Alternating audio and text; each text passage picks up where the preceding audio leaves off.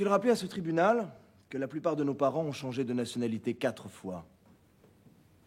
Mon grand-père, français, a été fait prisonnier par les Prussiens en 1870.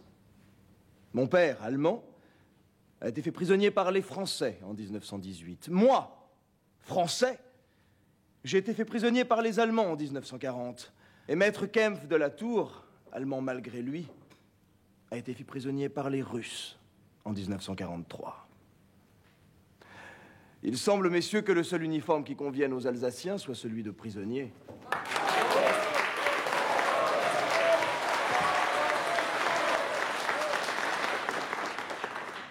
Faut-il rappeler à ce tribunal qu'au cours de la dernière guerre, l'Alsace a payé un tribut 7 fois plus lourd que le reste de la France?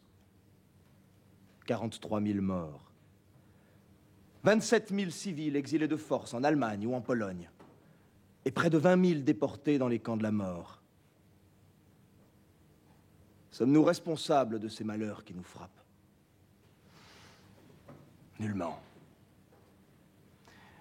C'est l'impéritie de nos gouvernements et l'incompétence de nos généraux qui ont précipité par 2 fois l'Alsace dans les bras de l'Allemagne, en 1870 et en 1940.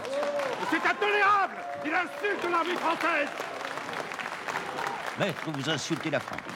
Je ne permettrai pas qu'un ancien membre du parti nazi salisse l'honneur de mon pays et de sa glorieuse armée. Tout le monde sait que j'ai agi sur l'ordre de la résistance comme l'a établi la cour d'appel de Colmar. Tandis que vous, monsieur le Président, vous étiez tranquillement à Narbonne où vous prêtiez serment au maréchal Pétain.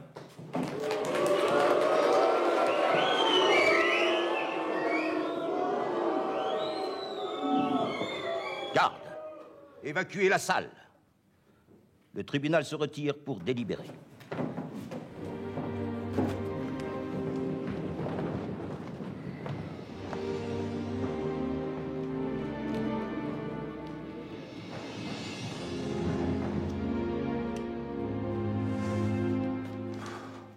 J'aurais pas dû me laisser emporter.